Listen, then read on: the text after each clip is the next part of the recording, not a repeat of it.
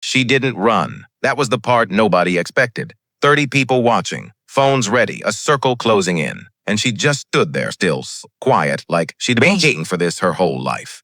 They thought silence meant weakness. They were wrong. When the first one came at her, it lasted 4 seconds. The second. And when the girl who started all of it finally charged, the one who thought she owned this school, this hallway, this air, she stopped her with one hand, then let her go. No crowd has ever gone that quiet. Detroit. 5 in the morning, the bag didn't move when she hit it wrong. That was the thing about a heavy bag. It was honest. You couldn't fake your way through it. Either play CS or eat, or either breathed right or you didn't. The bag knew. Zara was 15, and she'd been doing this since she was 8, and she still sometimes hit it wrong. She reset shoulders down. Weight on the balls of her feet, she breathed out and hit it again better. Earl Coleman stood against the far wall, arms at her feet. That's where everything started. He'd told her once. You want to know what someone was about to do, watch their feet. Hands are what people show you. Feet are what people can't hide. He let her work for a while. The gym was small. 2 bags. Ring that hadn't been for use for anything in 3 years here. Rubber floor smelled like everything that had ever happened in it. Lights were fluorescent, and one of them buzzed. And Earl had been meaning to fix it for 6 months. She hit the bag, but the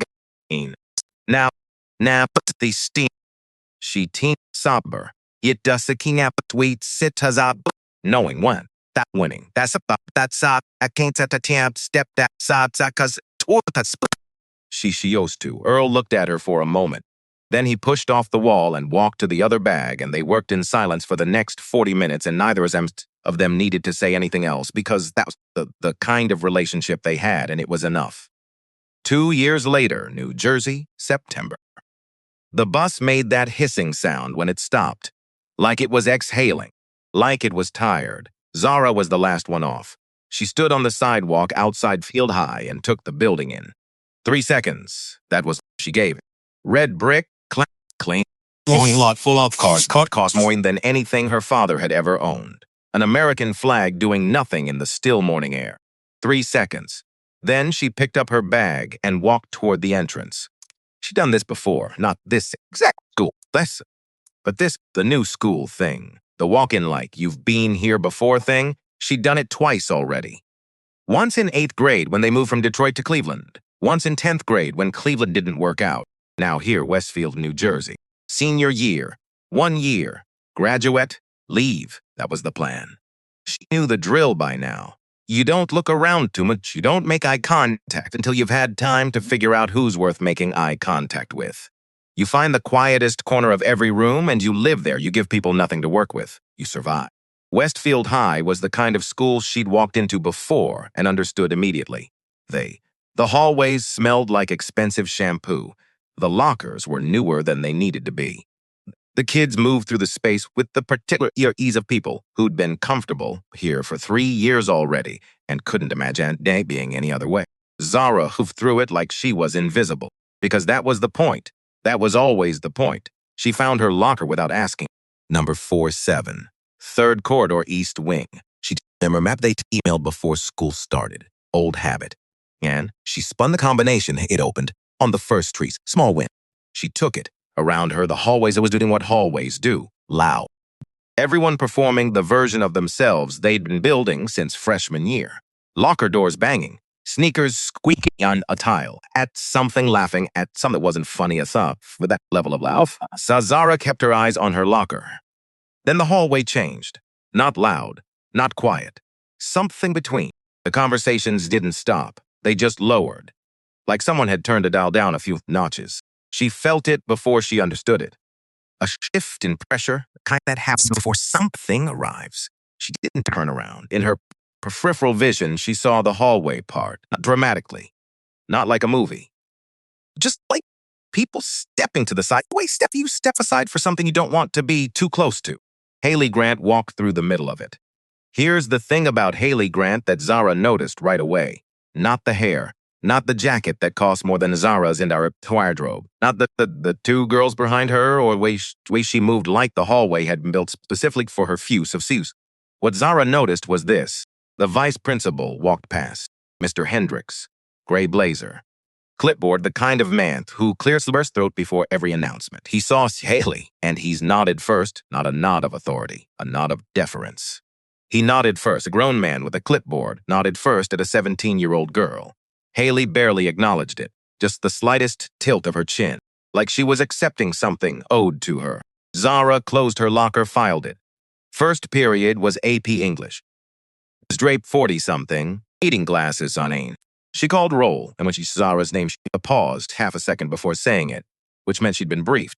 Zara raised her hand once, said, "Here," went back to looking at the desks. She sat second row from the back. Not the very back. Second from last. Visible enough not to seem like she was hiding, far enough to observe. The seat next to her was taken at the last second by a boy who arrived slightly out of breath. Thin glasses. The kind of person who moved through school by making himself small. He dropped his pen twice before class started. He didn't introduce himself. Neither did she. But when Ms. Draper turned to write on the board, he slid a folded piece of across the desk. Zara looked at it, looked at him. He was staring very hard at the front of the room. She unfolded it under the desk. "Don't sit at the table on the left side of the cafeteria. That's her territory." She read it once, folded it back up, put it in her jacket pocket. She didn't say thank you, but she thought about it all the way to second period. His name was Tate Burgess. She found that out from the attendance sheet. Ms. Draper left face up on her desk when she stepped out to make a copy. Zara read the whole list in 4 seconds. Tate Burgess, near the bottom.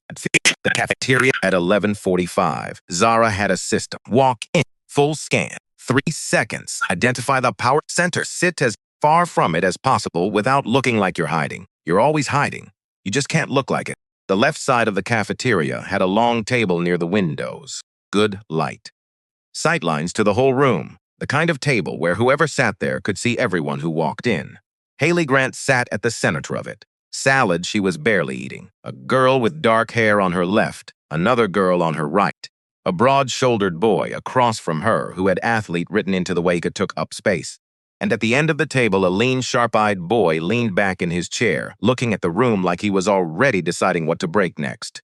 Zara sat on the side, far corner near the trash bins. Not ideal for the smell, very ideal for everything else. She ate. Nobody bothered her.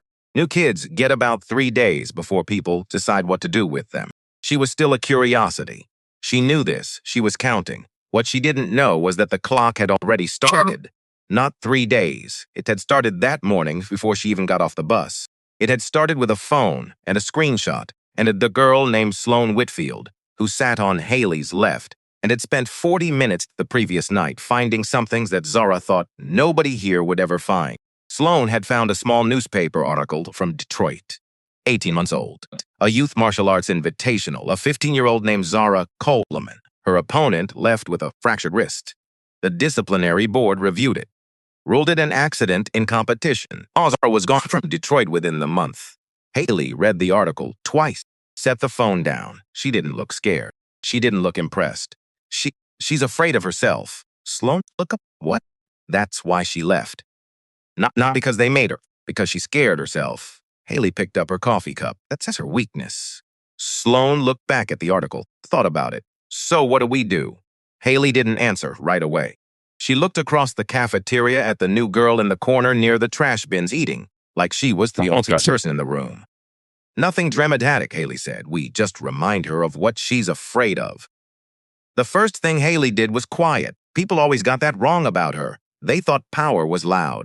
Haley had known since 8th grade that real power was a whisper at the right moment in the right ear.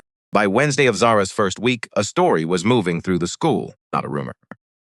Rumors were messy. This was cleaner. A version of events, carefully worded, pass like something discovered rather than something planted. The story. The new girl transferred because she snapped. Some kind of incident. Someone got hurt. Nobody exactly what happened, but it was bad. True. Not true. Somewhere between. Haley had taken a real thing and stretched it. Removed the fixed. Kept was left.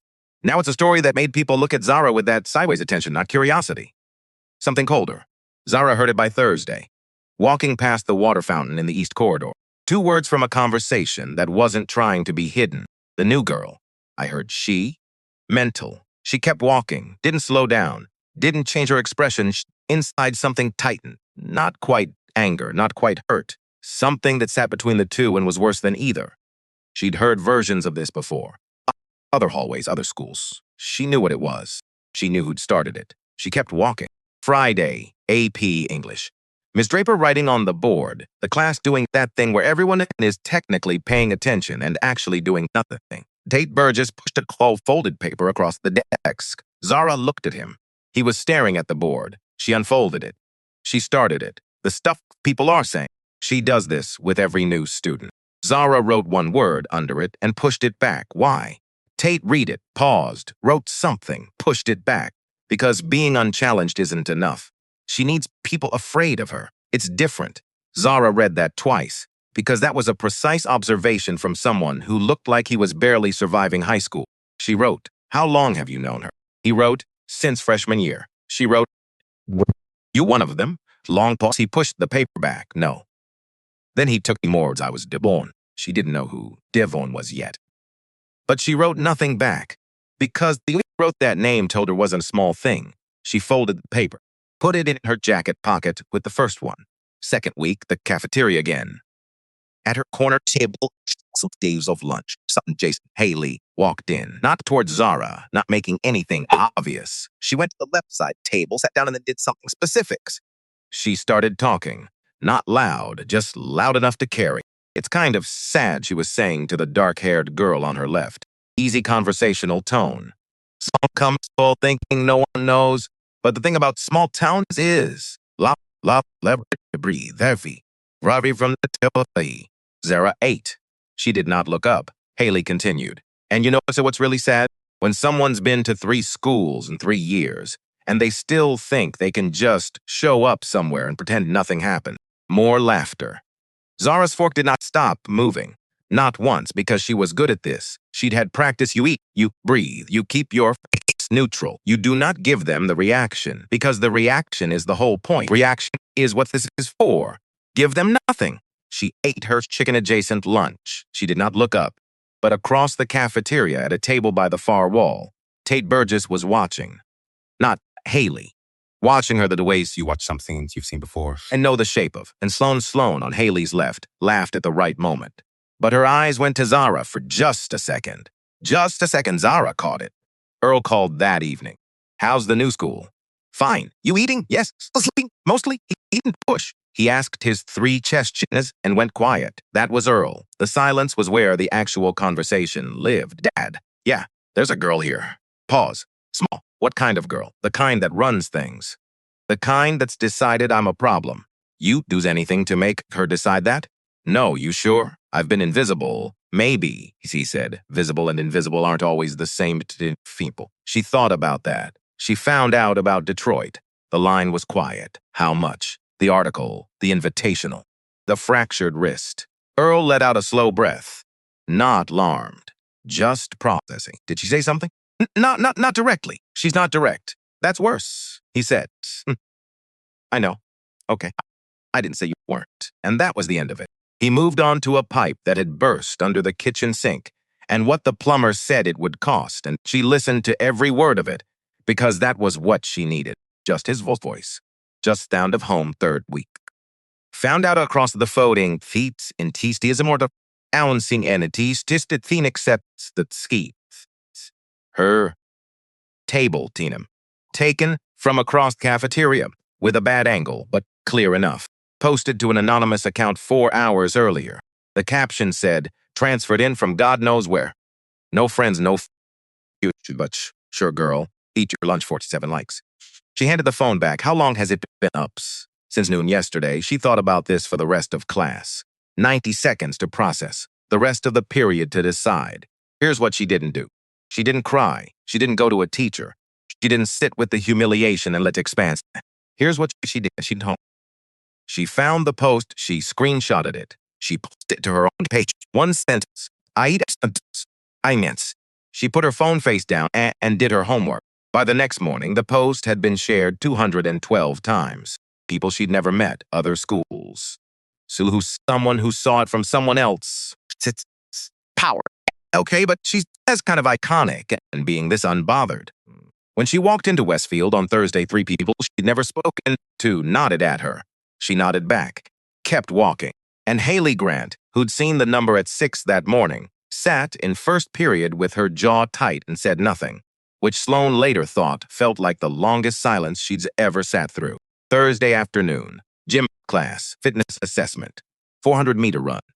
Zah lined up, and from how everyone else was moving, she could see she was one of 3 people here who actually trained. Brett Grant across the field was another. She could tell from his warm-up, the whistles. They ran. Zos finished in the middle of the pack. Not front, not back. Exactly where she'd aimed. Coach Aldred stood at the center of the track with his clipboard. He was about 55, the kind of face that had years stays outside, kind of posture that spent years correcting other people's posture. He watched everyone come in and made notes and said nothing. After class, when everyone else was heading inside, he said her name, Coleman. She stopped. He didn't look up from his clipboard right away. You ran that in second place for about the first 250. Then you let 2 people pass you. She said nothing. He looked up. You finished where you wanted to finish, not where you could have. Still nothing. He tapped the clipboard twice with his pen. Weight room's open until 6, if you ever want to use it. Not a question, not a demand, just information. He walked past her. She stood at the track for a while. Only 3 enough on the first day. I saw it. These were different words, but the same type of thing. The kind of thing that cost something to say and didn't ask for anything back. She picked up her bag. Walk inside. Right. 4 o'clock, Tate sat down across from her and put a folder. Clear folder, a few printed pages, some screenshots. Quiet. She waited. He was in my grade. Freshman year. Quiet guy. Funny when you actually got to know him. He drew these graphic novel-type things. Really good, actually. He stopped. Haley decided he was interesting the way she decides. She started paying attention to him, and at first, he paused, edited himself. It doesn't matter what he thought at first. What happened is she found something from his past, something he'd told like 2 people, and she used it. He pushed the folder across. Zara opened it. Screenshots. A fake account designed to look like Devin's style, but wrong, in ways that took a second to notice. Just made him look unstable. A conversation thread where someone with no name and so photo told several people something that wasn't true, but sounded exactly true enough. By April of freshman year, Devin stopped coming to school, transferred in May. Tate looked at the table. I watched it happen, and I didn't do anything. Zara closed the folder, slid it back. Why are you showing me this now? He looked at her. Because you posted that photo back. Because you didn't run. He touched the edge of the folder. I've been keeping this for 2 years because I didn't know what else to do with it. And now maybe there's something to do with it. She stood up, picked up her bag. I'll think about it, she said. She walked out of the library. Tate sat faced with his folders. His still guilt that had been waiting to become something useful. Monday. The east corridor between 3rd and 4th period. She became aware of someone matching her pace behind her. Not fast, not slow, just matching. The corridor cleared out as students turned toward their rooms. Brett Grant came up beside her. He glanced around, quick, checking who was nearby. That told her something right there. My sisters? He said. When she actually gets angry, he stopped, started again. You don't know what she's like when it's real. Zara looked at him. Are you threatening me? No. Then what are you doing? He was quiet for a moment, genuinely uncomfortable. Not performing the real kind. Like someone trying to say a thing they don't have the words for. I'm telling you to be careful, he said. I'm always careful. He looked at her. She looked at him. And in that moment, Zara understood something about Brett Grant she hadn't expected. He wasn't the danger. He was someone who'd lived close enough to the danger, long enough to understand exactly how it moved. And he wasn't warning her to back down. He was warning her because he didn't know what else to do with what he knew. Okay, he said. He turned off at the next corridor. Zara kept walking. She found the note on her locker after 6th period, white paper printed, taped at eye level on a locker, 247. After school, behind the gym, show up where everyone knows you're exactly what they say you are. She read it, folded it in half, put it in her jacket pocket with the others. The hallway was doing its pressure thing again. People at their lockers not quite looking. Conversations at the specific volume of people who are watching without wanting to be caught watching. Tate was 2 lockers down. He'd clearly seen it. Don't go, he said. Go to class, Tate. I'm serious. This is what she does. I know what she does. Then you know you shouldn't. I know. She looked at him. I'm going anyway. He stared at her. Why? And she thought about how to answer that. She thought about Earl at 5 in the morning, the bag, and the silence that was heavier than words.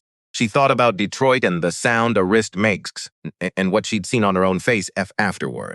The thing she'd spent 2 years trying to outrun. She thought about Devin Marsh, who she'd never met, and a folder in a library, and a boy who'd been carrying something alone for 2 years. She thought about being invisible, about how good she was at it, about how tired she was of being good at it. Because I'm the one making the choice, she said. She closed her locker and walked away. That evening, Earl called at 7:15. She answered on the first ring. She told him everything. The note, the 3 weeks before the note, Haley and the article, and the photo and the 212 shares, and Devin in the folder and Brett warning her in an empty corridor. All of it. Everything she'd been compressing since September. Earl listened, didn't interrupt once. When she finished, the line was quiet. You scared? He asked. No. Of her? Of yourself? She didn't answer right away. A little, she said. He breathed out. Not frustrated, not alarmed. The specific exhale of a man who has heard something difficult and is choosing how to hold it. You stopped, he said, in Detroit, when you were 15 and you didn't know anything yet and everything in you was still running and you stopped. You think you can't that now? She looked at the wall across from her. The specific beige of a rented room. I'm not the same as I was then, she said. I know, he said. That's what I'm saying. Silence between con. She said, I'm not going there to hurt. He said, I need to stop. Earl Zemped on your terms, she said with that. Okay, she said. Okay, he said. Then he told her the plumber had come back because the first fix had created a new problem with the pressure valve, and she listened to every word of that too. Ed, she listened, smile. She went to sleep that night with 4 folded pieces of paper in her jacket pocket, and Earl's voice still somewhere behind her sternum, and something that felt for the first time in 3 weeks less like dread and more like clarity. Tomorrow, her terms. She closed her eyes and slept. Monday came the way Mondays always do. Loud. Everyone performing the version of themselves they'd spent the weekend preparing. Zara walked in at 7:41. 2 minutes earlier than usual. Small adjustment. She wanted to see the hallway before it filled. Wanted to read the room before the rooms had a chance to read her. She'd made a decision the night before not to fight, not run, to watch. There's a difference between enduring something and studying it. Zara had spent 3 weeks enduring. That was done now. Starting today, she was going to study Haley Grant the way she least used to study. Fluent mesh. Footwork, patterns, the small things that show you where someone is before they know they're going there. She opened her locker. No note. Good. She took out her books, closed it, turned around. Brett Grant was at the end of the corridor, not looking at her, just there, leaning against the wall outside the boys' bathroom with his arms crossed and his eyes on his phone, perfectly casual, perfectly positioned so that anyone walking toward the east it's within 8 feet of him. Zara walked toward the east stairwell. She was within 8 feet of him. He didn't look up, but she felt it. The awareness. He knew exactly where she was without looking. That's not something you perform. That's something been trained into or grown into, and Brett Grant had clearly been in Haley's orbit long enough that monitoring people was just something his body did now. She climbed the stairs and kept moving. This was new. Before, it had been Haley at the center. Direct. Obvious in the way that confident people are obvious because they don't think they need to be subtle. Now it was Brett at the perimeter, watching the edges. That was a shift, and shifts meant something had changed. Haley had recalibrated after the photo post, after the 212 shares, and the comments calling Zara iconic, and the anonymous account going quiet. Haley had recalibrated, and now there were eyes on the edges. Zara filed it and kept walking. Second period. Math. Calloway's 3 rows over. He hadn't been in this class before. She checked the seat chart on the board. His name was on it, which meant he'd been here all semester, and she simply hadn't placed him in this room or he'd switch sections. She didn't know which yet. Both were possible. Both meant something different. She looked at him once. Quickly, he was sprawled in his seat with his legs out in a way that made him seem wider than he was. The posture of someone who'd decided long ago that every room belonged to him. He glanced at her. She looked back at the board. 40 minutes, nothing happened. But the air had a texture it didn't have in other rooms, and Zara felt it the whole period. Not threat, exactly, more like a potential. The specific feeling of a space where something is being decided. She watched Dex without watching him, where his eyes went. How often?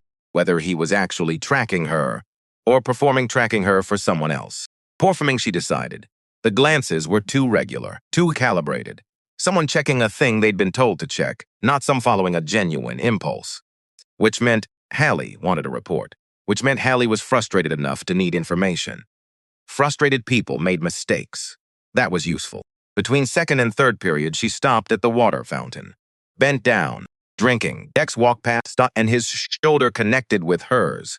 Hard enough to register, not hard enough to be undeniable. Turned of something that could always be called an accident. She straightened, turned. He was already 3 steps away, not looking back, smiling at someone ahead of him, moving like nothing had happened, because for him, nothing had. It was that easy, that practiced. She looked at her shoulder, looked at his walking. She kept walking. Gym class came after lunch, and Coach Aldred had them running laps. Simple, straightforward. Zara settled into a pace in the middle of the pack. Same calculation as always. Not front, not back, the middle. Brett fell into pace beside her on the second lap.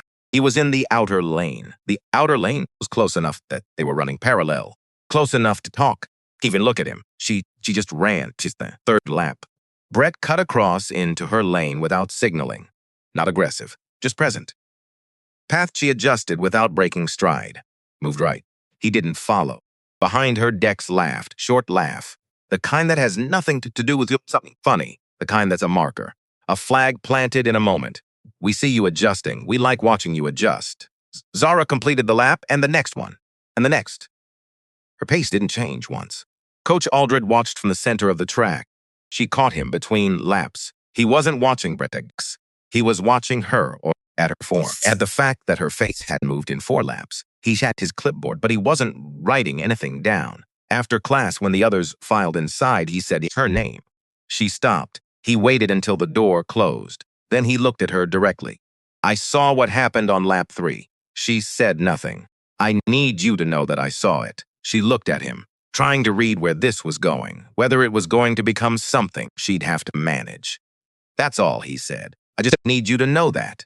He walked toward the building. Zara stood on the track. 3 words. Not reported. Not I'll handle it. Not you should tell someone. Just I saw it. Like being witnessed by one person with some authority who chose to use it by saying I see you as its own complete thing. Not a promise. Not a solution. Just acknowledgement. Which sometimes was more useful than either. She walked inside. The week moved in layers after that. Each day a little more. Each day calibrated just enough not to cross into something official. Brett in the hallway. Always somewhere in her peripheral. Never directly threatening. Just present the way a low-grade headache is present. You can't point to it exactly. You can't prove it. But it's there, it's constant. And it wears on you in the specific way that constant things do. Dex was different. Dex was the shoulder in the hallway, and the leg that he appeared in the aisle of the math classroom for just long enough, and then wasn't when she looked at directly. Everything deniable. Everything real. She didn't react. Not once. But she was feeling it differently than she had before. In the first 3 weeks, she'd been compressing it, taking everything they sent and flattening it into something small and internal and far from the surface. Now she was doing something harder. She was feeling seen and staying upright at the same time. Not burying it, not running from it. Holding it the way you hold something heavy, when you know you have to carry it for a while, but you also know you're going to set it down.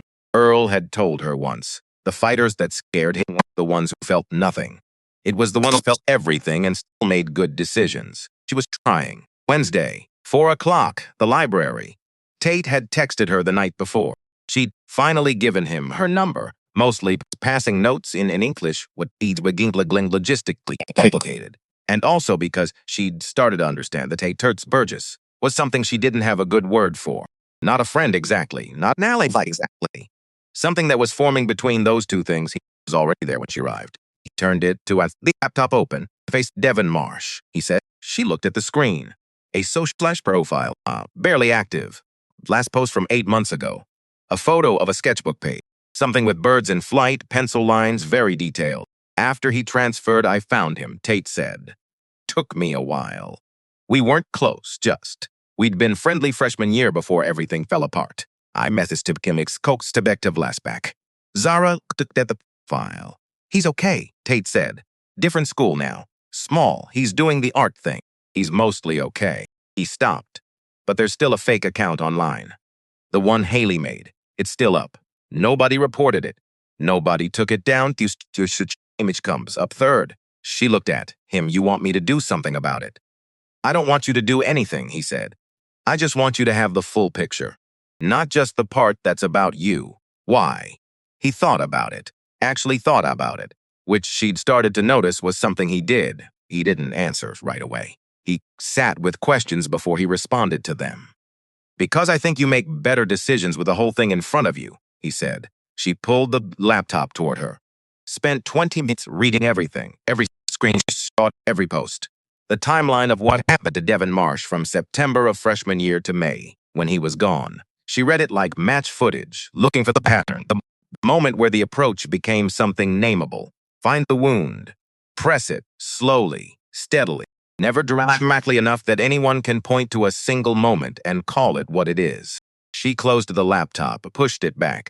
She's been and Turizoturi Yaras ate the what here at the what is what About it. Yes, she stood. Picked up her bag. I'm not going to be quiet about it, she said. Tate looked at her with something in his face that wasn't quite hope. More like the thing that comes just before you let yourself want something. Okay, he said. Thursday. Not a photo this time. A video. Someone had filmed car in the hallway the previous afternoon, see 42 seconds. Just her walking. Head down, bag on shoulder. Nothing happening. But the way it was cut, the music added underneath, slow and melancholy, and the caption on the same anonymous account. New student. Lonely. Lost. 3 schools. Wonder why. It had comments. Some cruel. Some particular cruelty of people who think neutrality and cruelty are different things. Things like, she does give off weird vibes. And I don't know, something just seems off about her, and honestly not surprised. Tate had texted her the screenshot before 7 in the morning. She sat in the car in the school parking lot for 4 minutes, didn't turn the engine off. Just sat in, out. Then she got out and walked in. She thought about it through first period, second period. During the lab's section of third period chemistry, when she was supposed to be recording temperature changes every 90 seconds. She recorded every temperature change.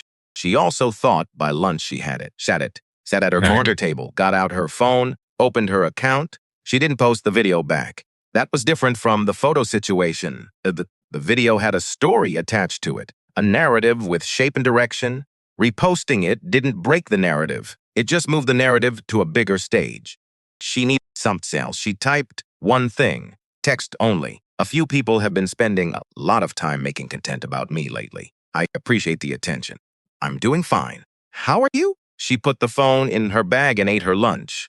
By the end of the school day, it had 417 shares. By the following morning, the anonymous account was gone. Haley had deleted it. Not deactivated, deleted, which meant she'd been rattled enough to want it completely gone rather than just quiet. Zazara noticed that, noted the difference between gone and quiet. Friday, the bathroom near the science wing. Zara came in, and Sloan Whitfield already at the mirror. She didn't move when Zara entered. Didn't make an excuse to leave. Zara went to the sink, ran the water, washed her hands. Sloan said to her own reflection, she's not going to the bathtub. Reached for a paper towel. I know. I've been with her for 3 years. I know. Sloan was quiet. She looked at herself in the mirror. The way people look at themselves when they're having a conversation with the version of themselves they usually avoid. She did something like this to me once, Sloan said. Freshman year, I said something honest at the wrong moment. Nothing big, just honest. Zara dried her sand sinks. 2 weeks making my life very small, Sloan said. And then she stopped, and she acted like nothing had happened. And I was so relieved that she stopped. I became whatever she needed me to be after that. It was easier. The bathroom was quiet. Why are you telling me, Zara said. Sloan finally looked at Zara's actual face. Not because I needed to say it to someone who wouldn't use it, she said. Zara looked at her. I won't use it, she said. She threw the paper towel away and walked out. In the hallway, she let out a slow, frustrated breath. So something recognition. Sloan Sweet Hitfield had been performing loyalty for 3 years to someone who'd bought that loyalty with fear, and something in the performance was starting to crack. Not dramatically, not in a way anyone watching from the outside would notice yet. But Zura was watching from close enough. The following Monday, Brett in the gym hallway, but different this time. He stepped directly into her path and stopped, not the subtle version, the peripheral version.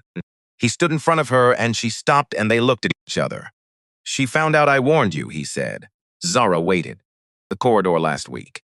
Someone saw talking. She found out. His jaw was set in the particular way of someone holding tight. She's angry. At you or at me? Both, more at you. He looked away. Back. She's recalibrating. That's what she calls it. When she's actually going to do something, she calls it recalibrating. And she's doing that now. She has been since the video post, he said. Zara, it's different, more focused. Zara thought about that. What are you doing right now, she asked. Warning me again. He didn't answer right away. He had that look again, the one she'd seen in the corridor the first time. Someone who knew too much and had done too little with what he knew, and was standing at the exact edge of a choice he hadn't figured out yet. I don't know what I'm doing, he said. Oh, honest? He blinked. That's it. What else do you want me to say? He looked at her for a moment, like the question was unexpected, like he'd been bracing for something else, and her calm was disorienting him in a way that Haley's certainty never did. I don't know, he said. She stepped around him and kept walking. Behind her, she heard him stand there for a moment. Then his footsteps went the other direction. She didn't look back. Tuesday.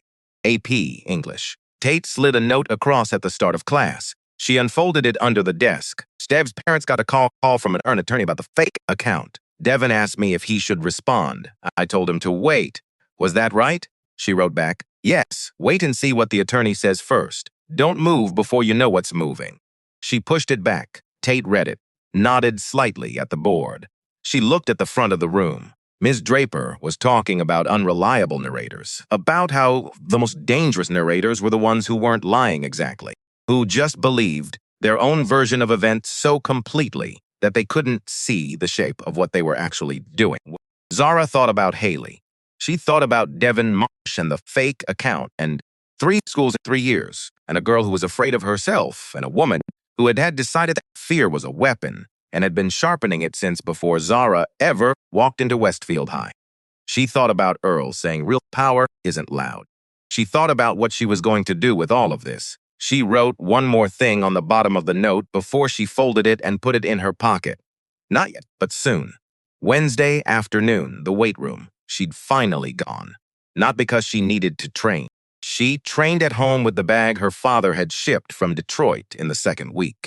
She went because Coach Aldred had offered, and because sometimes accepting what someone offers is its own kind of thing. The weight room was small, low ceiling. The equipment was older than the rest of the school's facilities. She had it to herself at 4:30. She worked through a circuit. Nothing complicated. Footwork drills, mostly. The kind you do until your body stops having to think about them. The kind Earl had drilled into her since she was 8.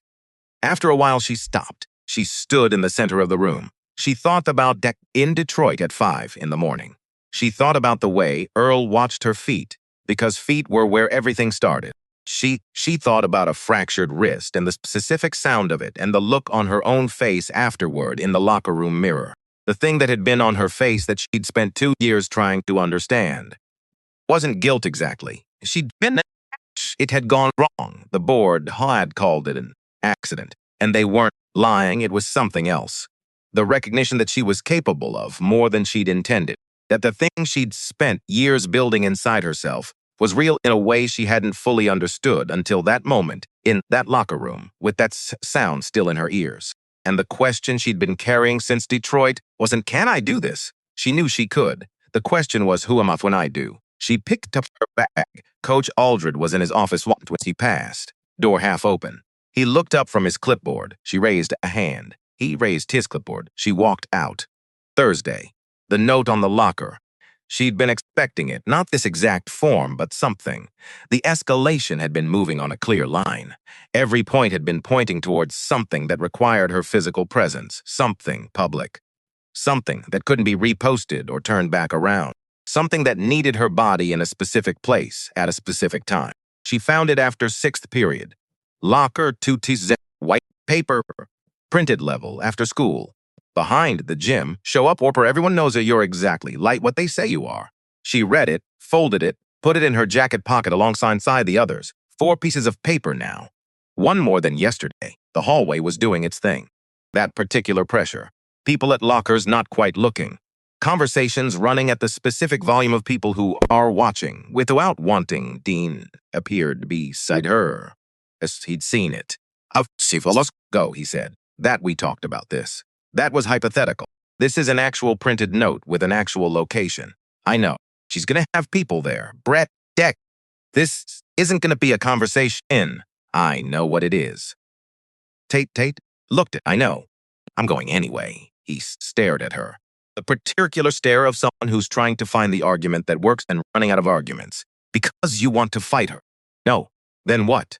She thought about how to say it in a way that was true and also something he could hold. Because the only way this ends is if I show up, she said.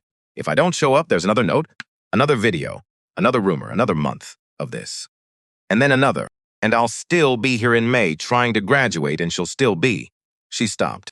I'm done enduring this. I'm done waiting for it to stop on its own. He looked at her. Long look. The kind that comes from someone trying to figure out if what they're seeing is what they think it is. I'll be, he said. You don't have. I'll be there, he said. Quiet, not negotiating, just stating. She looked at him. Okay, she said. That evening? Earl. She called him at 7:30. He picked up on the second ring. She told him everything from the beginning of the week to the note on the locker, the video post, and the 400 shares, and the anonymous account Tosapering. Sloan in the bathroom, Brett in the gym hallway, the weight room, all of it. Earl listened the way he always listened. She could feel the quality of it through the phone. The specific weight, someone giving you their full attention and not filling the space with their own reactions. When she finished, the line was quiet. You scared? He said. Not of her, of yourself. Not a question. She's tell me what you're afraid of specifically. She thought about it. Not the surface version, the actual seats underneath. That I'll get there and something will happen and I'll make a decision in a second that I can't take back. Same as Detroit. You stopped in Detroit. I know. You were 15. You'd necessarily been in a session like that. You were running on pure instinct and you stopped, I know. So what's different now? She was quiet for a moment. Nothing, she said. That's what scares me. Maybe it was a fluke. Maybe I got lucky once, and I'm about to find out that I don't actually have that control. Earl was for a moment on his end. You know what I did after the invitational? He said. She waited. I watched the footage, he said. Not the peach after. You know what, at the moment, after. What? You checked on her, he said. You went down and you checked on the girl. Before anyone got there, you went down and you checked on her. Zara was quiet. She didn't remember that. She remembered the sound in the locker room and the mirror. She didn't remember going down. That's not a fluke, Earl said. That's who you are. That's always been who you are. The technique I can teach. That part I can't. That part was already in you. The line was quiet. Car went past its headlights, swept across the ceiling of her room. She's going to say things tomorrow, Zara said, in front of everyone. Things designed to make me angry. I know, and there might be a moment where I want to. I know. How do I? You already know how, Earl said. You've known since you were 8 years old, standing in front of that bag. You breathe out, you plant your feet. You let the decision come from the still part. She sat with that. Still part, the part that's always there underneath everything else, underneath the anger and the fear and all of it. That part doesn't go anywhere. You just have to remember to look for it. She breathed. Okay, she said. Call me after, he said. I will. I mean it after. It's good. I'll call you after. Dead science. Yeah, it's the pipe with the pressure valve. After. Short, real. The laugh she'd been hearing her whole life. Fixed, he said. Mostly. There's a new thing now with the water heater, but that's a tomorrow problem. Of course there is. She almost smiled. Get some sleep, he said. I will. Yeah. You already know what you're doing tomorrow, he said. You've known for a while. The rest of it is just noise. She sat with that for a moment after they hung up. The rest of it is just noise. She went to sleep with 5 folded pieces of paper in her jacket pocket, and Earl's voice settling somewhere quiet behind her sternum, and specific feeling of a decision that had already been made and just needed the morning to become real. Tomorrow, behind the gym, her terms. The ceiling was dark above her. For the first time in weeks, she didn't have to reach for sleep. It was already there waiting. The sky over Westfield that afternoon was flat and gray and couldn't make up its mind about anything. Not storm clouds, not clear. Just that specific in-between gray that settles over New Jersey, states Tepmer like it belongs there, like it's been there all along. And the blue sky from the week before was the exception. Zara left her last class at 2:50, so that's 3 minutes before the bell. She'd asked Mrs. Draper to use the bathroom. Miss Draper had nodded without looking up from the papers she was grading. Zara had taken her bag, walked out, didn't go to the bathroom. She needed those 3 minutes, not to prepare. She'd been preparing since the note appeared on her locker, since the phone call with Earl, since the morning she'd walked tot Fields Wa Flems Fostomins Trondrix Nosserdos first. She needed them to arrive before anyone else. She took the long way, east corridor, past the gym entrance, around the back of the building where the equipment shed sat at the edge of the athletic field, where the grass grew a little longer because the groundskeepers stopped caring about sections nobody was supposed to use. She came around the corner of the shed, stopped, looked at the space. It was a flat stretch of old asphalt behind the gym, cracked through the middle where the ground had shifted over years. Weeds pushing through the seams in the concrete, no painted lines anymore. Whatever this court had been built for was long gone, just gray and flat and open on one side to the field.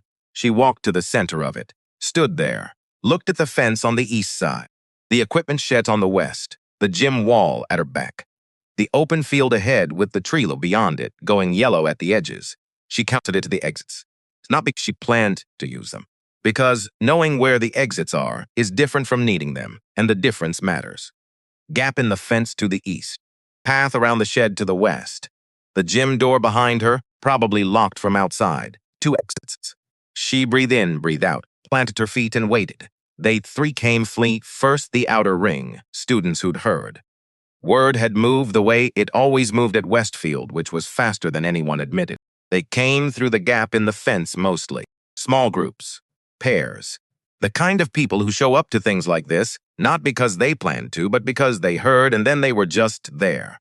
Zara fussed them to come, didn't move, didn't adjust. By 3:20, there were close to 30 students as arranged as in a loose half circle at the edges of the asphalt. Not a crowd exactly, a gathering, the kind that forms around some every fun census nobody has officially named. Tate came through the fence gap, and 3:17, he positioned himself at the far right edge of the half circle. She saw him. He saw her. He had his phone in his hand, angled slightly down, screen dark. She gave him the smallest nod. He nodded back. Then Haley came. She came from the west side, around the equipment shed. Bread on her left, moving with the particular heaviness of someone doing something they've agreed to do without wanting to. Idex, on her right, sharp-eyed, already looking around the space like he was calculating angles. Sloane 2 steps behind, and another girl at the edge, whose name Zara didn't know. Haley walked the way she always walked, like the space was already hers before she reached it, like the arrangement of people around her was something she's set motion lawfully before she arrived, and everyone had simply agreed to it without knowing they were agreeing. She was wearing a pale blue jacket, hair down. She'd thought about this, not just the confrontation, the appearance of the confrontation, the version of it that would exist afterward in people's memories. She stopped 8 feet from Zara. They looked at each other. Neither spoke. And that's Zara noticed something she expected to notice. Haley's shoulders were higher than usual, not dramatically. A 1/4 inch maybe. The specific tension that lives in a body, trying to hold itself together from the inside when the outside is performing something different. Haley smiled. That particular Haley Grant smile, cold at the center, warm at the edges. The smile that was always more information than expression. I wasn't sure you'd come, she then said. Her voice carried exactly the right distance. Loud enough for the half circle, intimate enough to seem like conversation. Zara said nothing. 3 schools in 3 years, and you finally show up for something. A small laugh, easy, practiced. Nothing from Zez. Sally's smile held its shape, but something behind her eyes moved. Small adjustment, like a calculation being revised. Nothing to say, she said. Zara looked at her steadily, not with anger, not with the way she used to look at match footage. Like Haley was a pattern she was reading, rather than a person she was reacting to. You already know what I'm going to say, Zara said. That's my business. Just slightly, just enough. It's nervous, Haley repeated. She said it like she was tasting something familiar. That's interesting. You've been planning this for weeks, Zara said. What you'd say, how you'd stand, what everyone around you would do. You've run it in your head 100 times. She paused, and I still came. And it doesn't look the way you planned it. The half circle was very quiet. Haley's shoulders moved slightly upward. She caught it, pulled them back down. But not before Zara saw it. Brett, Haley said. Brett came forward, not fast, not with any of the aggression that his size suggested he was capable of. He moved the way someone moves when they've been told to do something they've decided to do despite everything them saying don't. Heavy steps. I was going to the ground and then to Zara. He stopped 4 feet away. And here's what Zara saw when she looked at him. She saw the boy who'd come to her twice in empty hallways when no one was watching, and said things that cost him something. She saw 3 years of being the person closest to the center of a gravity he hadn't chosen and couldn't figure out how to step away from. She saw someone at the exact edge of a decision tilting. She waited to see which way he'd fall. He set his jaw, came forward. He reached for her shoulder. The football move. The one designed to say, get out of the way. His weight was already committed to it, already going forward with the confidence of someone who's going to use that move. On Pebble, half his size, and she moved. Not backward, sideways. 1 step lateral, clean. His hand went through air, and his momentum was already past the point of adjustment. She was at his side before he registered the miss. Her hand found his wrist, just the wrist. She rotated her grip slightly and used the momentum he'd already given her, redirected it, let it carry him forward and down. Brett's knee, he said. Himself.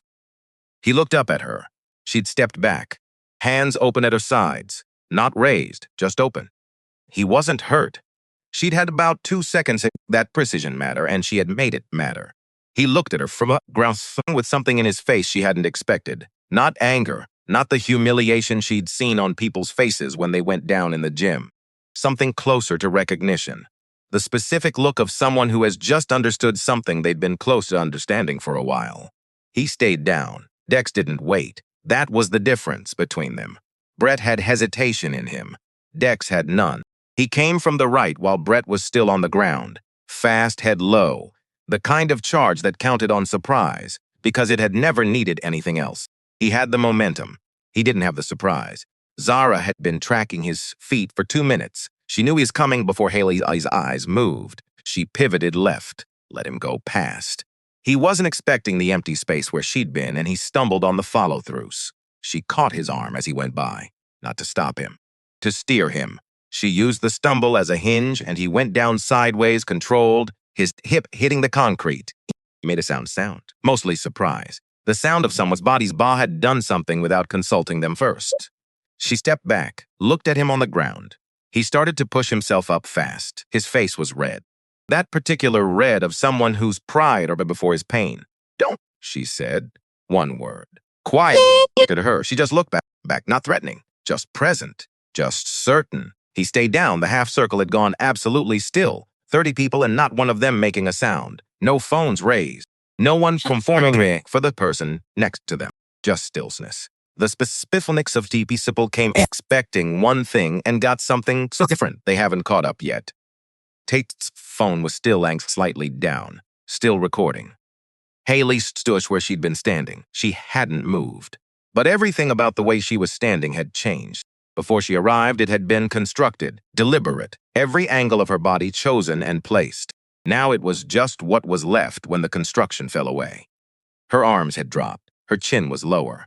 She was looking at Brett on one knee, and Dex sitting on the conduct shock, and Zara standing in the center of the cracked asphalt with her hands open at her sides. And something was moving across Haley's face that had nothing to do with strategy. Zara watched it happen. Then Sloane stepped out of the half-circle. Not toward Zara, not toward Haley, just out. A single step sideways that put her outside the arc of the group she'd been standing in for 3 years. A step that looked small from the outside, and Zara understood was enormous from the inside. Everyone saw it. Haley saw it. Their eyes met, Haley and Sloan. 3 years inside that look, 3 years of proximity and performance, and the particular closest to someone's standing closest length to them. Haley said, just her name. Soft. It was a question and a warning at the same time. Sloan said, I'm not doing this anymore. 6 words to the ground rather than to Haley's face, but said, out loud, in front of everyone. Haley's. Sloan didn't move back. She stood in the space she'd stepped into, her own space, which was maybe the first space that had been entirely hers in 3 years.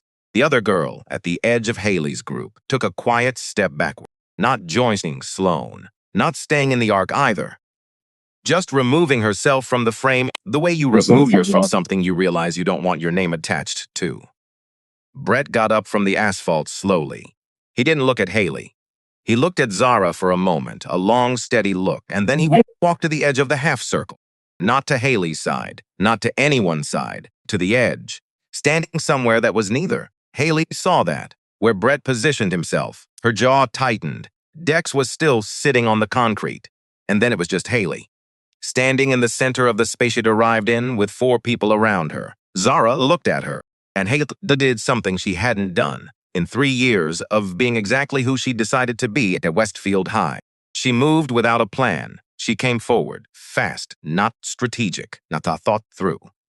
Pure reaction, the last available place to move someone who has run out of everything else. Her hand came up reaching for Zara's collar, the kind of grab that's more desperation than aggression, the kind that's really just a refusal to accept what's already happened. Zara moved. It was fast, and it was precise, and there was no wasted motion in it anywhere. She turned her body right and caught Haley's wrist as it came. In the sameness emotion, she rotated, using Haley's own momentum, so that Haley was suddenly off balance with her arm, locked out, and nowhere to go forward, nowhere to pull back. Haley froze. Zara held her there. 1 second. 2. And in those 2 seconds, Zara was close enough to see Haley's face in full detail, the jaw that had been set since she walked around surrounding the weapon shed, the way her breath was coming short, the thing in her eyes underneath everything else. Zara had seen that thing before, in her own face. In the locker room in Detroit after the Invitational, when she'd stood in front of the mirror and looked at herself and seen what winning at the wrong cost looked, Hove-likes, up close. The way it didn't feel power at all from the inside, the way it felt like something breaking, you couldn't see breaking. What was in Haley's eyes right now was that same hollowness, and it had been there the whole time, under all of it. Under the table by the window and the anonymous accounts and the whispers sent down hallways and the note on the locker. Under 3 years of building something that looked like power from the outside and felt like nothing but the need to control from the inside. Just a person who had learned that the only way to feel safe was to make sure everyone around her felt less safe than she did. Zara held her there and looked at that and made a decision. She let go, not pushed, not released with any kind of force. Just opened her hand and stepped back and let Haley's arm go. Haley stumbled, caught herself, stood there with her breath coming uneven and her eyes wide and her whole body waiting for what came next. Zara gassedding. She didn't make a speech. She didn't tell Haley what she'd done, or list the things she'd put in motion, or give the 30 people watching the ending they thought they'd come here for. She looked at Haley Grant one more time, really looked at her, the way you look at something when you're trying to understand it rather than defeat it, and then she turned, picked up her bag from he had set it at the edge of this asphalt, walked toward the gap in the fence. The half circle parted without being asked. She walked through it. She didn't look back. Nobody said anything for a long time. Tite lowered his phone. Brett was at the edge of the circle. He looked at Haley, standing in the center of the cracked asphalt alone. She wasn't moving. Her arms were at her sides, and the pale blue jacket was still exactly where she'd placed it when she dressed for this. And everything else was different. Dex got up from the concrete, brushed off his jeans, looked at Brett. Brett looked away. Dex looked at Haley. Then he walked around the equipment shed the way they'd all come in, and he was gone. The students at the edges of the half circle began to leave, not at once, in ones and twos. The specific quiet of people who'd expected something and received something else entirely, and didn't have the language for what they'd seen yet. Sloan was still in her sideways position, watching Haley from the space she'd stepped into. She stayed until most of the others had gone. Then she walked to the gap in the fence and threw it and away. Haley stood in the center of the asphalt for another minute after everyone was gone. Then she walked around the equipment shed.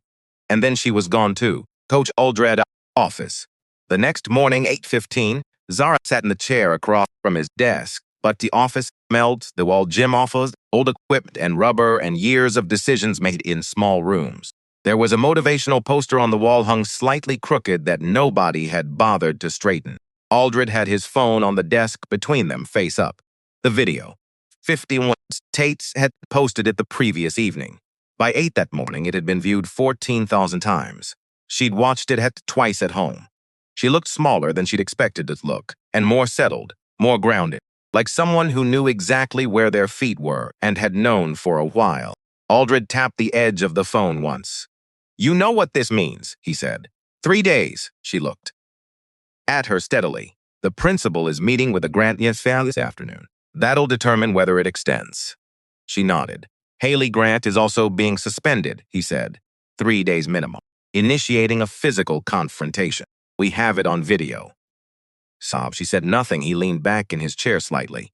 The look of a man choosing his words carefully, not because he was hiding something, but because he understood that precision mattered here.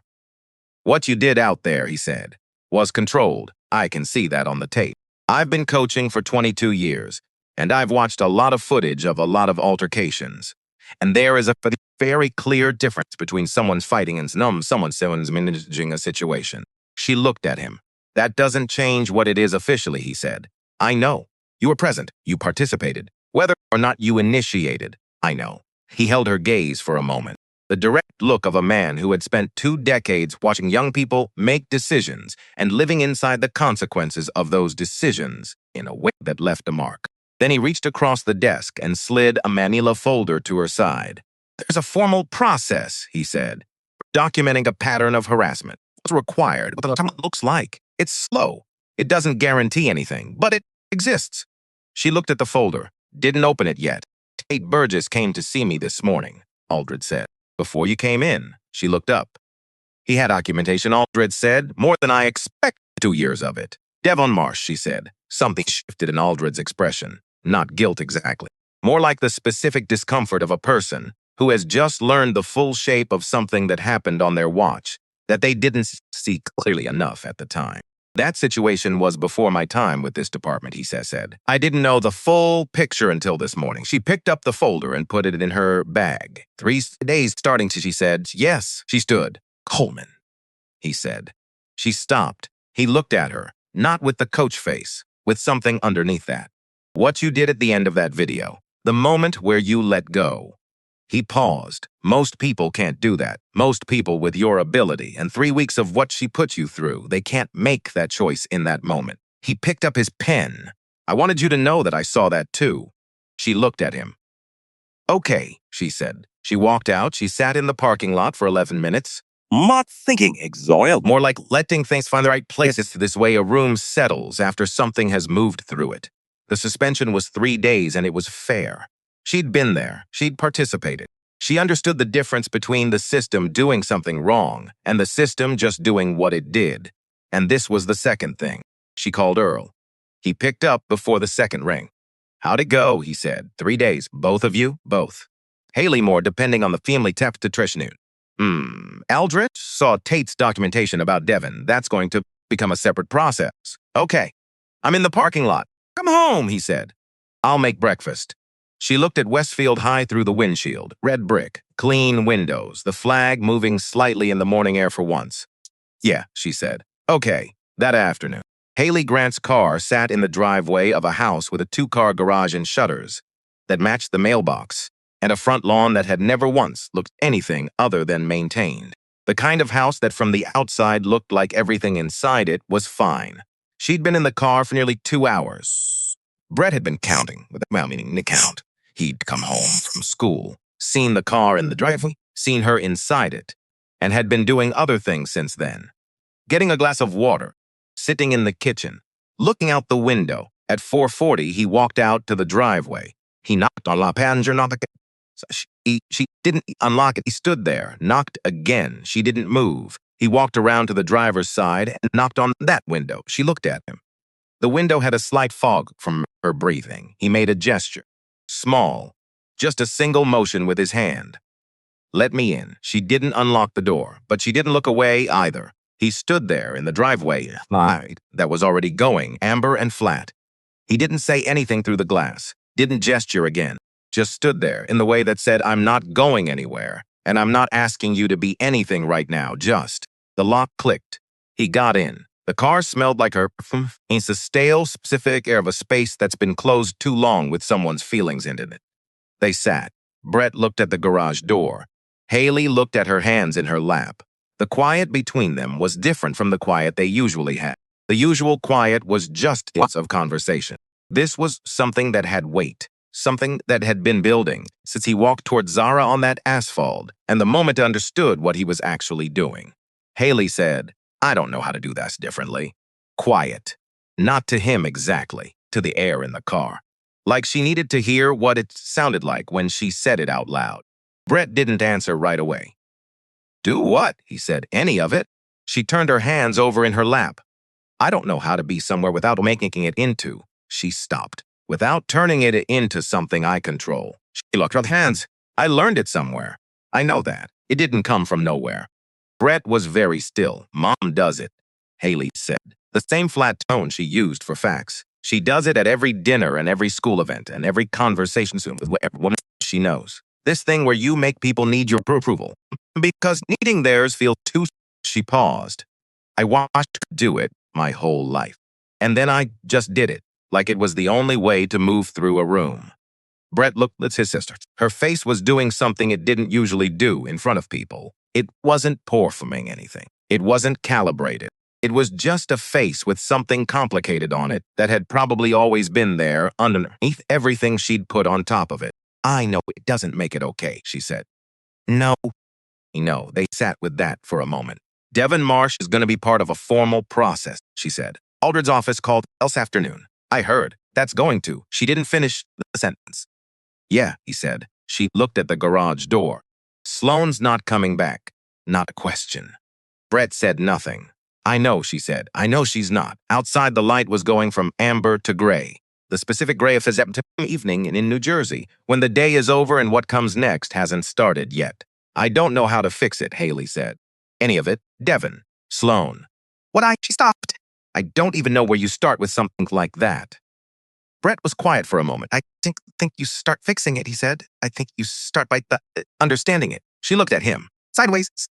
That's a strange thing for you to say, she said. I've been saying strange things lately, he said. I'm getting used to it. Something moved in her face. Small. Not a smile. Something before for smileth a long time to get to a smile, but might get there eventually.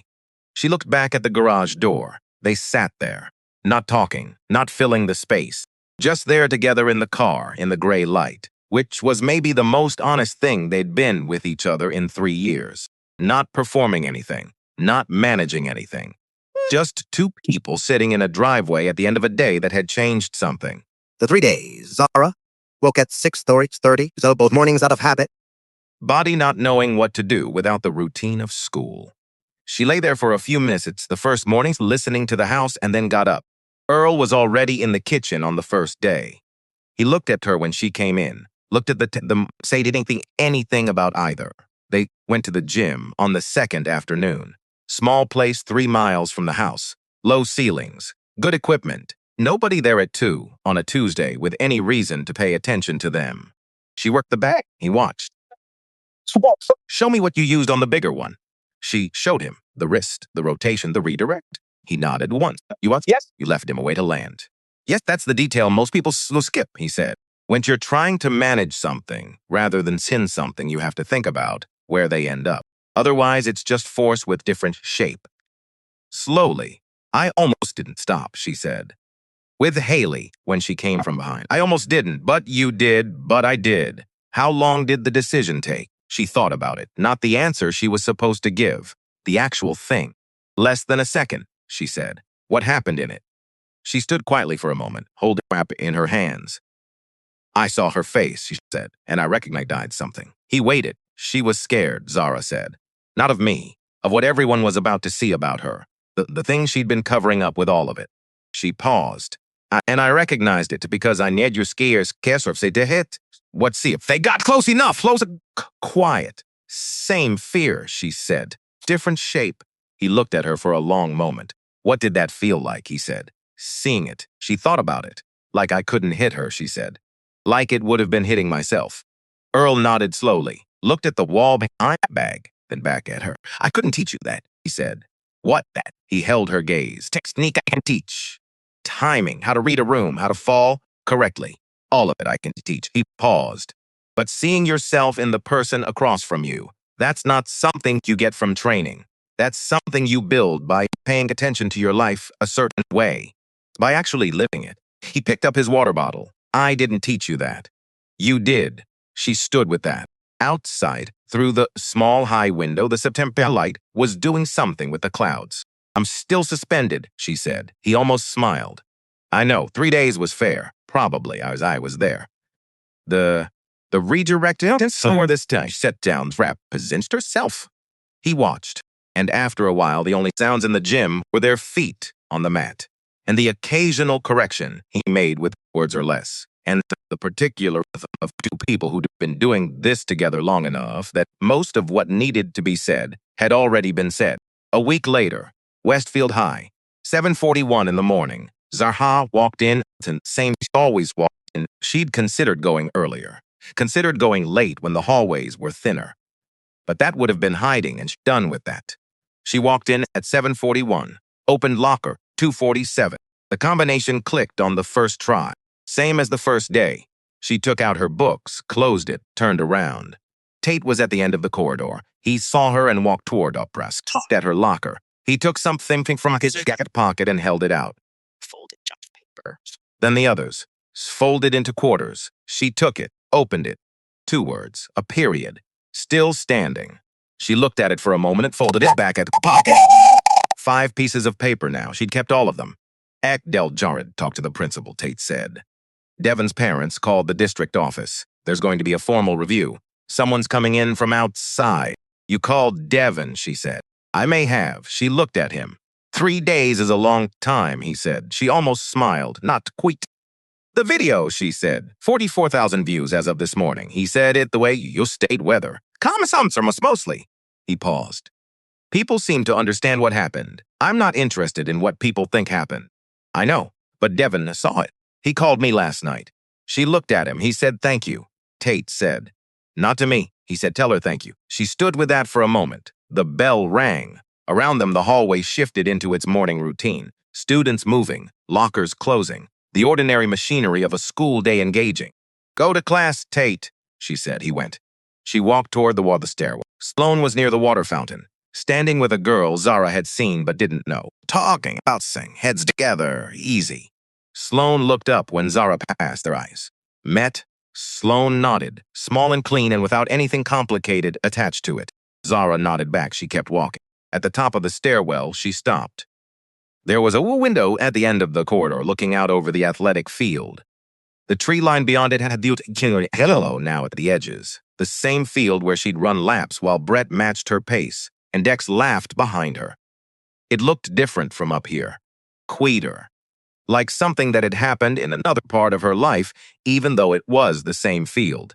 She thought about something Earl had said on the second day of suspension, not the thing she'd turned over the most. A smaller thing. At the end of the session, when they were putting equipment away, she'd asked him, how do you know when something is done? He'd set down the bag he was carrying. Thought about it for a real moment. When you stop carrying it like a weight and start carrying it like a fact, he said, it's still there. You don't put it down. You just stop straining against it. She looked out the window at the field. Detroit was still there. The gym's at 5 in the morning. The invitational.